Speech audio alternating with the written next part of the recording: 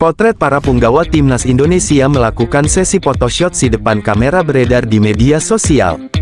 Kegiatan ini dilakukan 3 hari sebelum melakoni laga kandang lawan timnas Jepang, pada Jumat tanggal 15 November tahun 2024 malam di Stadion Gelora Bung Karno, Jakarta.